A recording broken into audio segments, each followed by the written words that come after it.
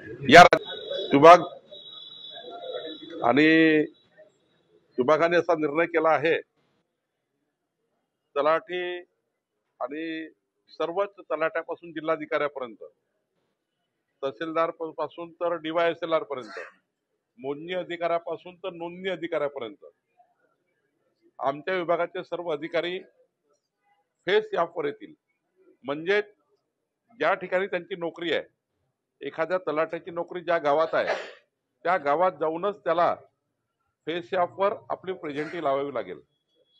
आपलं त्या ठिकाणी फेस ॲपवर जाऊनच त्या ठिकाणी तो प्रेझेंटी लागली तरच त्या ठिकाणी त्यांचा पगार निघेल, अन्यथा ऑगस्टचा पगार निघणार नाही. फेस ॲप हे कंपल्सरी आहे. फेस ॲपवर जर आपण जसं फिंगर आपले या ठिकाणी अनेक ठिकाणी आपण जे प्रयोग केलेले आहे यापूर्वी, त्या प्रयोगापेक्षा फेस ॲपच्या माध्यमातून आता महसुली कर्मचारी आपली त्या ठिकाणी फेस ॲप करूनच त्या ठिकाणी त्यांची प्रेझेंटी लागणार आहे. त्यांची नोकरीवर तो आहे असं सिद्ध होणार. ज्या दिवशी फेस ॲपवर त्यांनी नोंदणी केली नाही किंवा फेस ॲपवर आपलं प्रेझेंटी लावली नाही त्या दिवशी तो अब्सेंट असं समजण्यात येईल. सर, सुप्रीम कोर्टाने मुंबई न्यायालयाचा जो निकाल होता त्याला स्टे दिलेला पाहिलं. म्हणजे मुंबई न्यायालयानं 12 आरोपी मुंबई ब्लास्ट मधले होते त्यांना निर्दोष मुक्तता केली होती आणि त्याला आता सुप्रीम कोर्टाने त्या निर्णयाला स्टे दिले. नाही, एक दिलासादायक निर्णय सुप्रीम कोर्टाकडे मिळाला आहे. महाराष्ट्रातला बॉम्ब ब्लास्ट आपल्या सर्वांना माहिती आहे की खूप वेदना देणारा आहे. अजूनही त्या वेदना, त्या किंचाळ्या अजूनही मुंबईमध्ये आपल्या सर्वांना त्या दिवशीची आठवण देऊन जातात. आणि अशा बॉम्ब ब्लास्टच्या आरोपींना जे काही उच्च न्यायालयाने निकाल दिला आहे त्यावर सुप्रीम कोर्टामध्ये जी काही मांडणी झाली आहे त्यावर स्टे मिळाला आहे. आणि मला वाटतं की पुढच्या काळात जे काही उच्च न्यायालय जे काही ज्या मुद्द्यावर उच्च न्यायालयाने त्यांना सोडलेला आहे, पुन्हा एकदा आमचं सरकार ती बाजू सक्षमपणे मांडेल, जे काही पुरावे आहेत ते मांडेल. निश्चितपणे बॉम्ब ब्लास्टमधील आरोपी हे जे या ठिकाणी त्या काळामध्ये अरेस्ट झाले होते, तर माननीय सुप्रीम कोर्ट या सर्व पुराव्याचा आणि या ठिकाणी सरकारतर्फे जे काही सबमिशन जाणार आहे त्याचा विचार करेल. आज तर स्टे मिळाला आहे त्याबद्दल आम्हाला बऱ्यापैकी दिलासा मिळाला आहे. मला वाटतं गुलाबराव पाटील जे मंत्री आहेत त्यांनी ऑलरेडी या ठिकाणी आपल्याला सांगितलं आहे की असा कुठल्याही कॉन्ट्रॅक्टरच्या नावाने कुठलेही बिलं नव्हते किंवा जलजीवन मिशनचे काम त्यांच्या नावाने नाही, त्यांनी आत्महत्या केली. परंतु एक गोष्ट खरी आहे की जलजीवन मिशनचे कामं महाराष्ट्रामध्ये मोठ्या प्रमाणावर थांबलेले आहे. जलजीवन मिशनचं अभियान आम्हाला पूर्ण करायचं आहे. माननीय मुख्यमंत्र्यांनी सूचना दिल्या आहेत. गुलाबराव पाटील साहेबांनी एक प्लॅन तयार केला आहे की जलजीवन मिशनची अपूर्ण कामं पूर्ण करून त्याकरता लागणारा जो काही कन्व्हर्जन स्कीम आहे ती कन्व्हर्जन स्कीम ही महाराष्ट्र सरकार करणार आहे, जेणेकरून जलजीवनच्या योजना पूर्ण होतील. अशी पुढच्या काळामध्ये आपण त्या ठिकाणी सरकार पुढे जात आहे. शेतकरी कर्जमाफीच्या मुद्द्यावर प्रहार संघटनेकडे आंदोलन केलं जाते आणि आता गांधीगिरी संपली, भगतसिंगगिरी सुरू करू, वेळ न सांगता शेतकऱ्यांना घेऊन मंत्रालयात घुसू असं बच्चू कडू म्हणतात. नाही, बच्चू कडू साहेबांसोबत आमच्या 4 बैठका झाल्या. मी मंत्रालयात सर्व अधिकाऱ्याच्या बैठकी लावल्या. त्यांचं बऱ्यापैकी तेव्हा समाधान झालं. त्यांचं म्हणणं आहे की जे काही परिपत्र काढायचे ते परिपत्र विभागाने काढले नाही. आज सकाळी त्यांचा मला SMS होता. काल काही आमचे नागपूर SP त्यांच्या कार्यकर्त्यांना धरपकड केली वगैरे.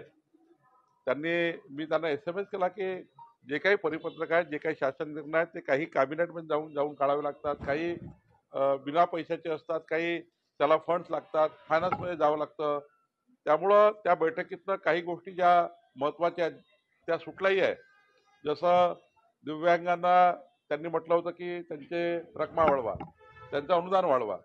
तर दिव्यांगाचं 1,500 पासून 2,500 करण्याचा निर्णय माननीय देवेंद्रजींनी, अजितदादा आणि एकनाथजींनी घेतला आणि आपण अधिवेशनात बघितलं असाल तो जाहीर झाला. त्यांची महत्त्वाची मागणी जाहीर झाली आणि महत्त्वाची मागणी शासनाने मान्य केली.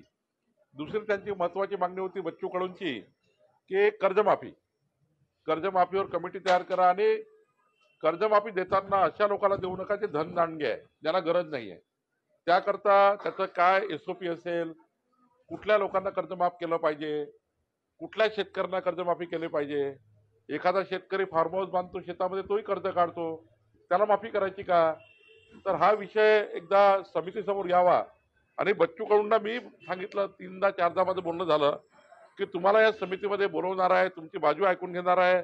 आणि माननीय मुख्यमंत्र्यांनी जाहीर केलं की आम्ही जो शब्द दिला आहे, संकल्पनामा दिला आहे की या राज्यातल्या शेतकऱ्यांचं, पात्र शेतकऱ्यांचं कर्जमाफी सरकार करणार आहे, ते करणार आहे. त्यामुळं मला असं वाटतं आता हा जो स्टंट आहे, भगतसिंग गिरी सुरू करू तर मग हे करू ते करू, सरकारने संपूर्ण ऐकून घेतलं. सरकारने त्यांना बऱ्यापैकी त्यांच्या आंदोलनाला आम्ही रिस्पॉन्ड केलं. मी स्वतः लेखी दिलं त्यांना की दिव्यांगाचे पैसे वाढणार, ते वाढले. त्याला लेखी दिलं की कमिटी बनवणार, तर कमिटी केली. त्यांच्या प्रत्येक मागण्या पूर्ण करण्याचा सरकार प्रयत्न करत आहे. पण त्यांनी ठरवलं त्या आंदोलन करायचं, तर मग त्या ठिकाणी त्यांचं आंदोलन सुरू केलं आहे. त्या ठिकाणी आंदोलन करायला त्यांची मुभा आहे. सरकार त्यांचं म्हणणं ऐकत आहे, तरी ते आंदोलन करतायत. तर मला वाटतं बघू पुढच्या काळात काय निर्णय घ्यायचे. ठरवून आंदोलन केलं जाते, सरकारसोबत चर्चा होऊ नये.